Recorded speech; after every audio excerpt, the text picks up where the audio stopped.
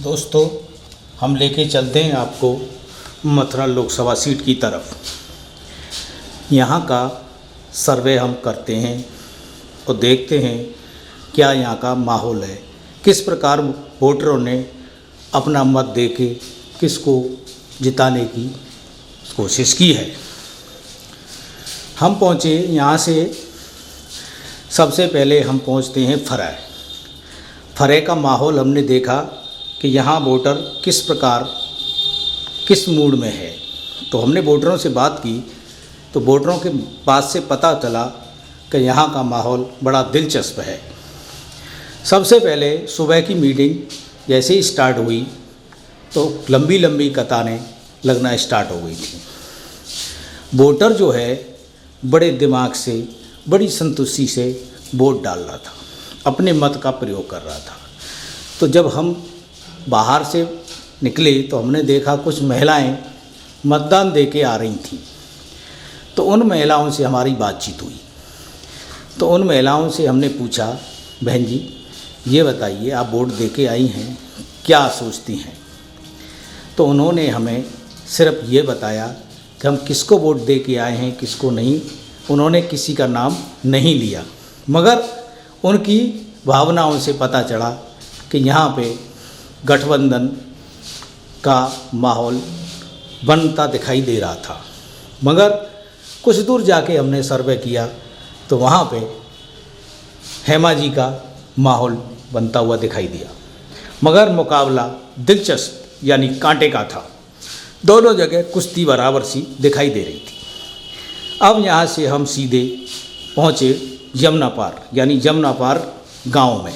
तो गाँव में हमने एक सर्वे किया, एक बड़ा गांव पड़ा उस रोड पे। तो वहाँ का माहौल हमने जाना। तो वहाँ सबसे पहले हमें कुछ लोग मिले और जब उनसे बात की तो उन्होंने मोदी मोदी के जयकारे देना चालू कर दिया। तो हमने उन्हें समझाया, भाई जयकारे मत दो, आज जयकारे देने का टाइम नहीं है, सिर्फ मत करने का टाइम है। मगर वहाँ से हम आगे चले तो वहाँ पे कुछ लोग बैठे दिखाई दिए और पर्ची काट रहे थे। तो वहाँ का माहौल जानने से पता चला कि यहाँ भी मामला दिलचस्प है। वो सब गठबंधन की चर्चा करने लगे। तो गठबंधन भाई बीजेपी, यानी दोनों का मुकाबला दिलचस्प होता जा रहा था। धीरे धीरे हम बलदेव आ गए। बलदेव हमने देखा कि क्या माहौल है यहाँ का। बलदेव में जब हमने पाया तो स्टार्टिंग प्रवेश किया तो वहाँ पर गठबंधन का ठीक ठाक माहौल दिखाई दे रहा था। मगर जैसे ही हम बाज़ार के अंदर गए तो वहाँ पे देखा कि बीजेपी प्रत, यानी मुकाबला यहाँ भी दिलचस्प दोनों ही पार्टियों का होता दिखाई दे रहा था। मगर वहाँ से बलदेव का पूरा सर्वे होने के बाद हम पहुँचे सीधा गांव देहात होते हुए आगे हम राया की कहानी हमें अजीब और लगी।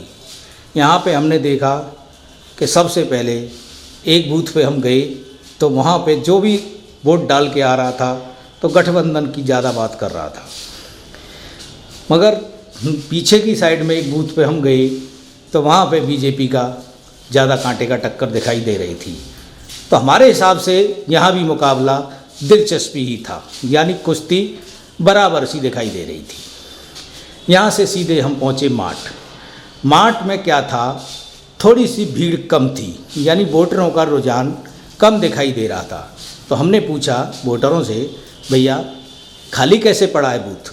तो उन्होंने बताया कि लोगों के दिल में कोई मोहब्बत पहले जैसी नहीं है। मैंने भाई ये तो 5 साल बाद पर्व आता है, क्यों नहीं है। तो उन्होंने बताया किसको वोट दें, जिसको भी वोट देते हैं वो बेवफा हो जाता है। तो ये राय उनकी वोटरों की थी, हमारी राय नहीं है। दोस्तों वहाँ पे भी हमने देखा दिलचस्प ही मुकाबला था, कुश्ती बराबर सी दिखाई दे रही थी। कौन 21 कौन 22, इसका तो 23 तारीख को ही पता पड़ेगा। वहाँ से होते हुए हम बाजना पहुँचे। नौजली बाजना की हमने पूरा सर्वे किया। सर्वे के बाद पाया वहाँ पे कुछ अजीब तरह का माहौल। जो नवक युवक बच्चे थे, नए बच्चे थे, वो ज़्यादातर बीजेपी का गुणगान कर रहे थे। मगर कुछ बुजुर्ग जो लोग थे, बुजुर्ग जो बाबा ताऊ थे, उनके दिमाग में तो सिर्फ गठबंधन दौड़ रहा था। यानी कि बाजना और नौजील का भी मुकाबला दिलचस्प ही मुझे दिखाई दे रहा था। अब यहाँ से हम लोग शेरगढ़ पहुँचते हैं। तो शेरगढ़ का सर्वे हमने किया, शेरवर का किया, छाता का किया, कोसी का किया। इस सर्वे में बॉर्डर पे हम आगे हरियाणा के पे, तो हमने देखा कि वहाँ हेमा जी का और गठबंधन का यानी दोनों का मुकाबला दिलचस्प ही दिखाई दे रहा था। यानी टक्कर कम नहीं थी, दोनों बराबर ही चल रहे थे। इसके बाद में दोस्तों हम पहुंचते हैं नंदगांव बरसाना। नंदगांव बरसाना में चंदन लगा लगा के, नए नए कपड़े पहन पहन के महिलाएं, बुजुर्ग सभी लोग लाइन में खड़े हुए थे। जब वोट दे के वो आए, अपना मत का प्रयोग करके आए, तो हमने पूछा बहन जी क्या राय है यहाँ की। दोस्तों जब उन्होंने बताया तो सिर्फ एक ही बात थी उनकी आवाज़ से कि सिर्फ मोदी मोदी कर रहे थे। ठीक है, मैंने कोई बात नहीं। उसके बाद में हम थोड़ी सी आगे पहुँचे तो वहाँ पे गठबंधन के जयकारे लग रहे थे। यानी बात वही, मुकाबला दिलचस्प। यहाँ से सीधे पहुँचते हम गोवर्धन। गोवर्धन में हमने घूम के देखा कि माँ का माहौल कुछ बीजेपी का ज़्यादा दिखाई दे रहा था, मगर मुलाकातें चलती रहीं और श्रोताओं से, वोटरों से मुलाकात होती रही।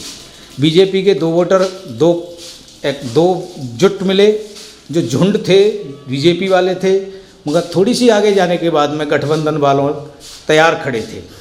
जब उनसे बात हुई तो पता पड़ा कि यहाँ भी मुकाबला दिलचस्प है, यानी टक्कर कांटे की मिली हमको। यहाँ से सीधे पहुँचते हैं दोस्तों, सौंख पहुँचे, सौंख मगर्रा ओल तक पहुँचने के बाद में पूरा सर्वे हमने मथुरा ज़िले का संपूर्ण कर लिया था। मगर हमने देखा मुकाबला बहुत ही कांटे का, बड़ा दिलचस्प चल रहा था। यानी हम कह नहीं सकते कि ऊँट किस करवट बदलेगा और आखिर होगा क्या।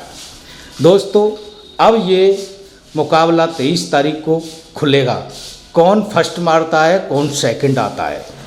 मगर यहाँ का माहौल हमने देखा बड़ी दिलचस्प था। वोटरों के अंदर ज़्यादातर जो नए बच्चे थे, जो नए वोटर थे, उनका तो बड़ी खुश थे। वो वोट देके ऐसे प्राप्त कर रहे थे कि उन्होंने न जाने क्या प्राप्त कर लिया।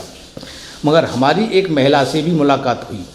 एक बूथ में उस महिला ने बटन को दबाया और वो कुछ सेकंड के बाद आवाज़ आती है, मगर वो महिला अड़ गई कि मेरा वोट नहीं पड़ा है।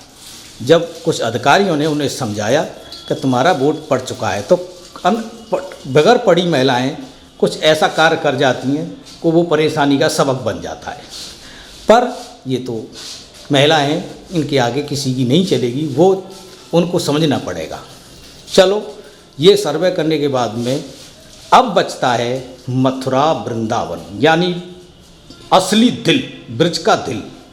यहाँ वोटर जहाँ भी दे, ज़्यादा से ज़्यादा देगा, उधर ही उसके सिर पर सहरा पड़ेगा। अगर गठबंधन को वोट ज़्यादा पड़ते हैं तो वो लोकसभा में जाके अपना डंका बजेगा। अगर हेमा जी का वोट पड़ता है तो उनका लोकसभा में डंका बजेगा। यानी फैसला 23 तारीख को होगा। फिर भी दोस्तों सर्वे के आधार से इसकी संपूर्ण पुष्टि हम नहीं करते कि आखिर इसका परिणाम आएगा क्या।